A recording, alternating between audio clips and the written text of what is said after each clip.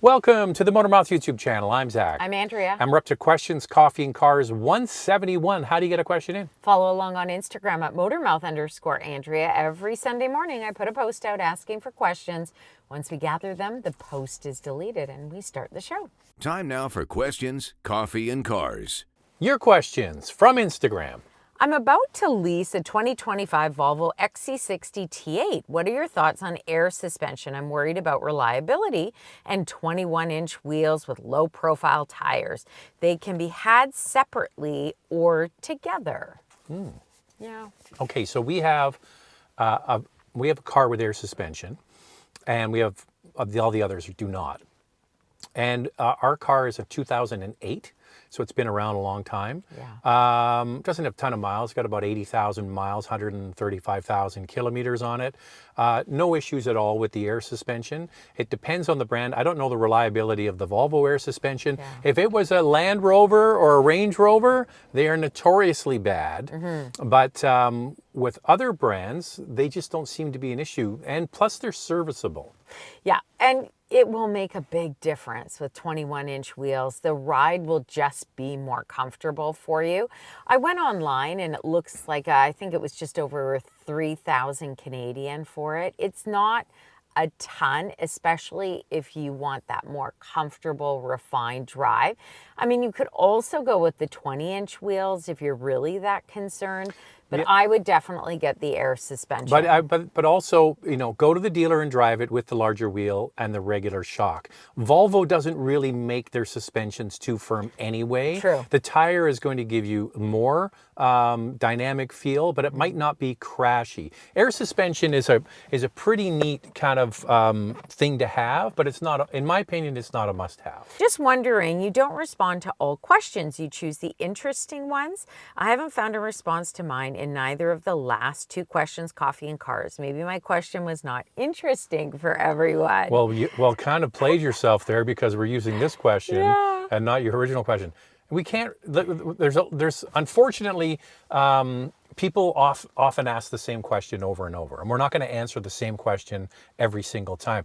People already come after us for answering questions about, why do you guys always talk about the RAV4? And I'll give the answer now. It's because it's the #1 selling car. But yeah, that's why.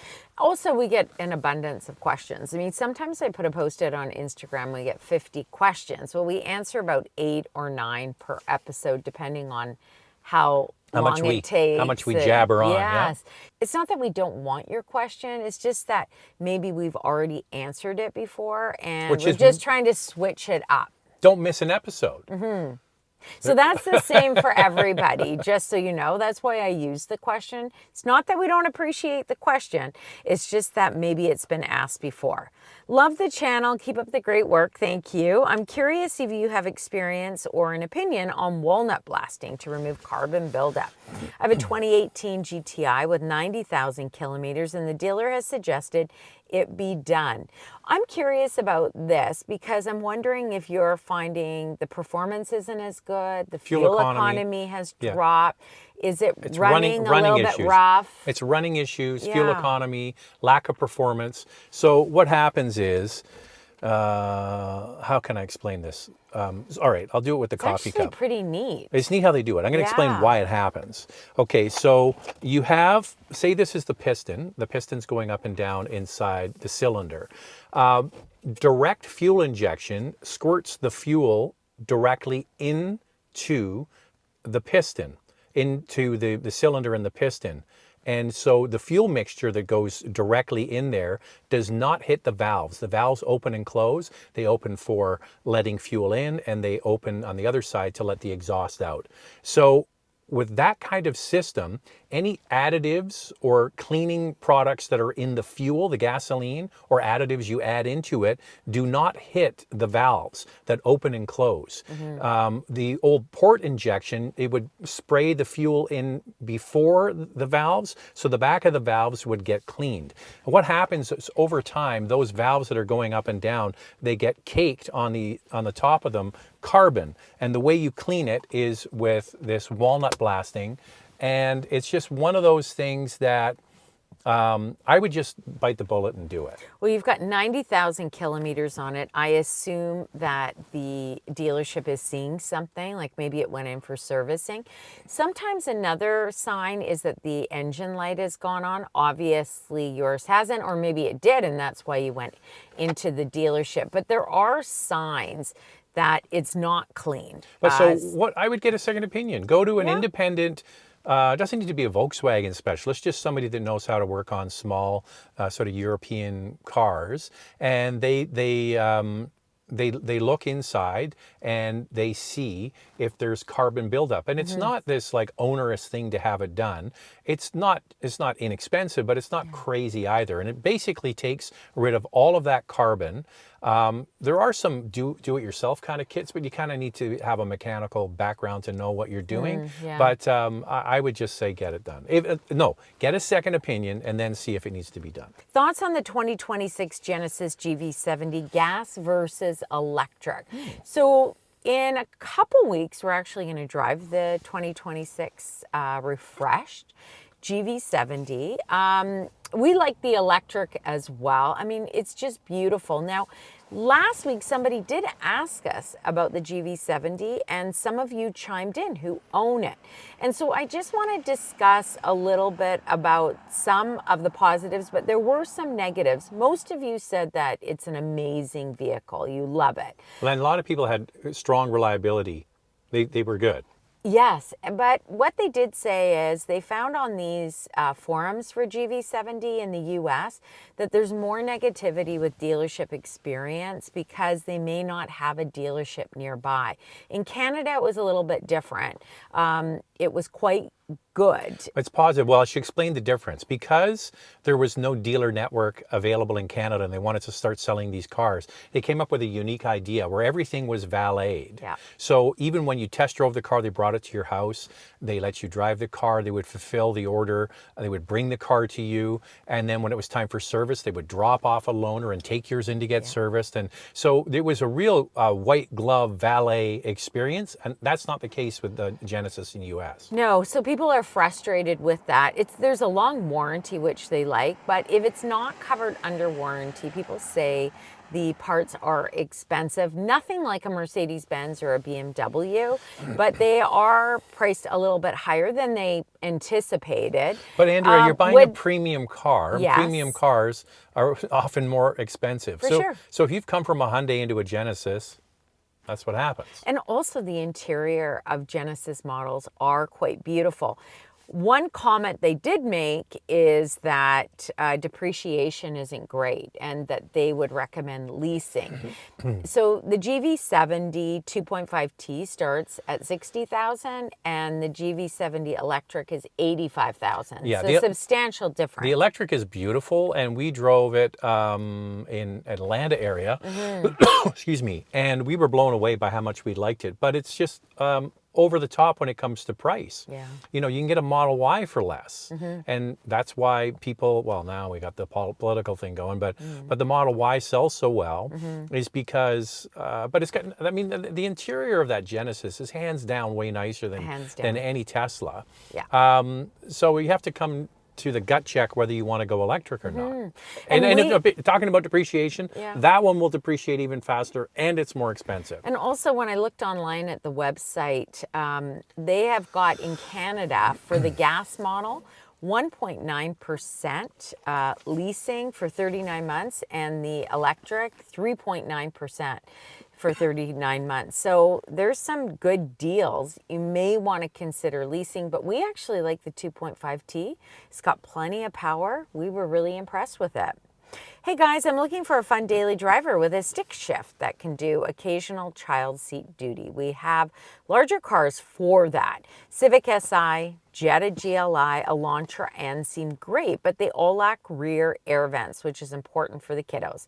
So far, a used Kia Forte GT seems like the best option to fit the criteria. Okay, so what were the others? No, go back. So the Civic Si, the Jetta GLI, the Jetta GLI, Elantra N, and then the Forte GT, which I guess has vents in the back seat. Just if you're putting used on the, listen, you can still get new, a GTI. manual transmission. Yeah. They're selling the last batch of 2024s. What happened was Volkswagen said, we're not going to be making any more manual transmission GTIs or Golf Rs. So what they did was they ordered a disproportionately large number of GTIs for the 2024 model. Some of them are still kicking around. Some of them are kicking around with discounts.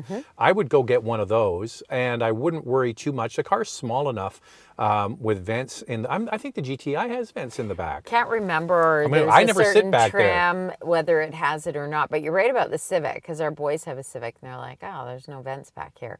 But they never sit back there, so they don't care either. I think that the Forte is great. Get a GTI. Get a GTI. I think that it's a great car. Kia's done a good job with it, and it's no longer available because now they have the K4 here now.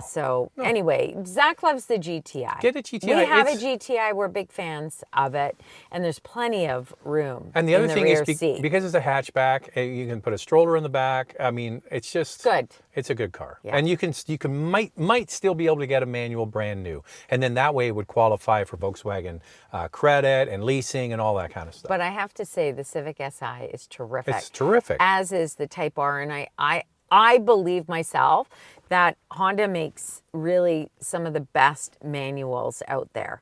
Will you get a chance to review the Forester Hybrid? No, they're not going to let us drive it. We will. We will. The Forester Hybrid. I have a sneaking suspicion, Andrew, because I follow the head of PR on Facebook, and she was in British Columbia, and also the head of product planning was in British Columbia. Yes. I'm guessing we're going to be driving the Forester Hybrid here in British Columbia, Yes, probably not too far away. Yes, I think it's coming. I know that the US already released the Forester Hybrid, and sometimes because we're from Canada, it takes a little bit of time for it to come in. So There's no it's excuse. coming. It's coming. They might have just staggered the launch to do the U.S. and then Canada. Yeah. Well, there you go. We will get it eventually. Don't you worry. Yeah, And it's we're coming. going to get the Crosstrek hybrid, and we'll get our hands on that new Outback. By the way, and what did you guys think of that Outback that was shown? Okay, wait, Zach, that's a question. Thoughts on the new Subaru Outback? What should wagon lovers look to instead? Oh, Yeah. I don't know if that's fair or not. Andrea actually was right on the rumors on the interwebs. I was. About it was going to be this sort of boxy. I said to Andrea, is it the perfect amount of Subaru ugly? Because I have yet to see. I guess the BRZ or the BRZ is actually not that bad. No. But their cars are not good looking. They're function over fashion. Yeah. And this thing, it's obviously the new style direction they're going for Subaru. It's the new look because that's got the new interior. It does. And it's got the new grille and everything. I'm guessing that's the new look. So a couple things about it. We've only seen the pictures. We didn't have the chance to go to the New York Auto Show. We had a personal commitment. I don't know. I'm on the fence. I need to see it in person. I'm not crazy about the fact that they went to an SUV from a wagon look. I'm thinking that maybe from the pictures, and I might be wrong here, the Wilderness Outback looks better to me than the regular Outback. I think the infotainment system is a great addition because people were sick of the iPad where everything was kind of done into the screen. Now they've added buttons, and I think that people are pretty happy about that. Okay, so what I would suggest is you have to see it, and we have to see it in person. I think the bones are still there. I think it is still a wagon. It's just they've made it look boxier and tried to cover up the fact that that's what it is. But I think that's still what it is. I think that's what it is. Look, I don't think that Subaru did this until they did their research. So they obviously believe that if it has a more SUV kind of look to it, that it's going to sell better. But I always thought that the Outback, I see Outbacks in Vancouver everywhere. And so I just kind of feel like you have the Forester, you have the Ascent. Cross-track. Did you need to make it look boxier? I don't know. I need to see it in person. Well, I don't want to judge yet. Okay, the other thing but is those are my feelings at this time. This is the vehicle that has the latest infotainment system in it, which will spread to other Subarus through the years. So this is the first one to get that. I also believe that this is the first one to get their new design language on the front. So I think this is the way the brand is going to go. This was the car they decided to launch it on. And I think that's just the way it is. Like I said, they hit all of their cars with a bit of ugly. They do. I don't know what it is about their designers. They go, well, we got to be quirky. We got to be, can't be, that's not quirky enough. Quirky it up. Yeah, they're not the prettiest vehicles. No. I think we can all agree on that, but they offer a great all-wheel drive system. They're versatile, awesome ground clearance. They do a lot well. What do you think about the canceling of the Cadillac XT6? Not every Cadillac intended is ready for the full EV shift. No, not ready to spend over $100,000 US for an Escalade. It seems to me they would have had a hit if they made an XT6 out of the updated Traverse Acadia Enclave platform. Well, the XT6 was smaller. It wasn't the same size as those, but you're right. They could have gone that route. Sure. I think that it's puzzling to us because the oldest car in the Cadillac portfolio is the XT5. Yes. That's still selling that thing. The XT4 was just updated for 2024. They canceled that. We went and drove it in Newfoundland. The XT6 is the XT5 Plus. And so either they're going to come out with a new gas model utility, or they're ditching them all together, and that's going to be the Cadillac will be the EV brand. That's what I'm thinking, because we were at the Vancouver Auto Show and we got in front of some executives from Chevrolet, Buick, Cadillac, basically the GM executives. And we talked to Cadillac about hybrid. We talked to them about plug-in hybrids, gas models. Why did you eliminate the XT4? We didn't even know about the XT6 Well, that yet. just happened like a week ago. That's right. And he kept pivoting towards, and you know what? He is right. Cadillac has had one of its best years on record in the last many decades. I mean, back in the 70s and what have you. But, I mean, they've had one of their best years on record. They're one of the fastest growing premium or luxury brands. And it's interesting because the head of Lexus said that he thinks there's one brand that is kind of like the dark horse in the premium space, and he thinks it's Cadillac too. He says their styling is amazing. The stuff that they've come out with, he is so impressed with. And this is coming from Lexus. I think what he was saying is he looks at the sales every month. That's his gig, right? Yeah. And so he's seeing the sales that Cadillac is doing. And then what's it, the Optique? Yeah, Optique. We're getting that. Optic. Have we decided on it? It is Optic. We're getting the Optic in a few weeks, and they have a lot of hopes riding on that. So that is the Equinox and also the Blazer EV platform and the Lyric platform as well, at a less expensive price point. And he said there's going to be a lot of people they think are going to move towards that out of the XT5. And Cadillac and the XT4. And Cadillac is very proud of what they have accomplished so far with EVs. And I don't know, I get the feeling they're going to push forward with it. I agree with you. The Escalade EV, $100,000 plus.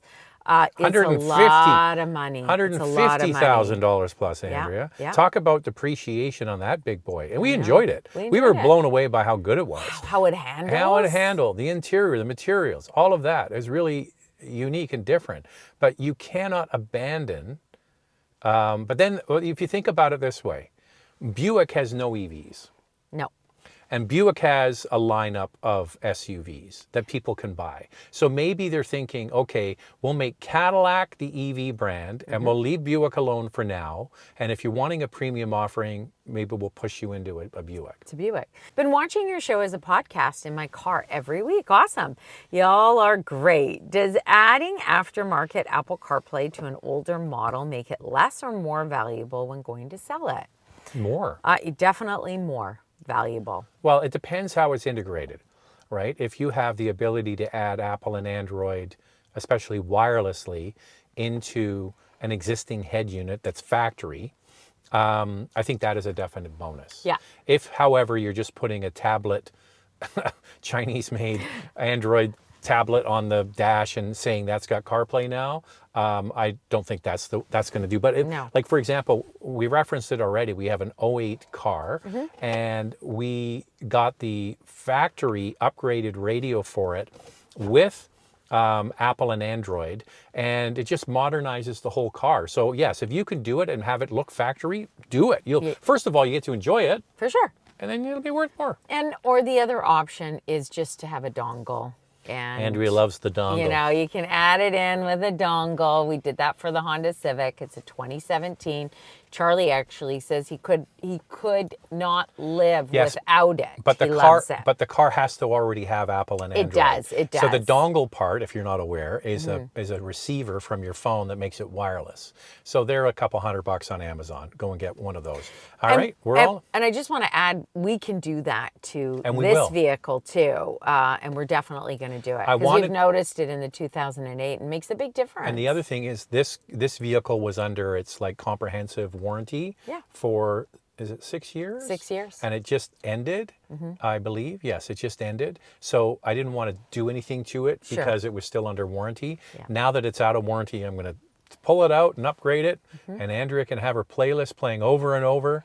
Love my playlist. And over, just Who plays their wirelessly playlist over and from over her again? phone. Sure, into I bed. do it. Yeah, but you got to add more than 6 songs. I don't have 6 songs. I Okay, have about you have 40 five, songs. 5 songs. And I have 2 separate playlists. It's the one same for when 5 I work songs. out, one for when I'm in the Doctor, my eyes car. have seen the years. I have here Jackson Brown. And I have such Doctor, a my mix. eyes again. I have such a mix. I like And all then different songs. you were on to Roosevelt. That was on Love Straight Time. Roosevelt. Straight Time Roosevelt. Yeah. I get into a song and I just love it, or I get into an album and I love it. Billy Joel was on for a while.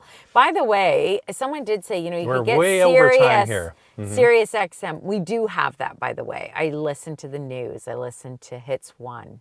Horrible. All Hits covered, 1 all is turned covered. into the most horrible 70s channel. on 70, 80s on 80, 90s on 90. All right, we're all Anyway, done. How do you get a question in? Follow along on Instagram at motormouth_Andrea. Every Sunday, I put a post out asking for questions. Once we gather them, the post is deleted and we start the show. Thanks for watching.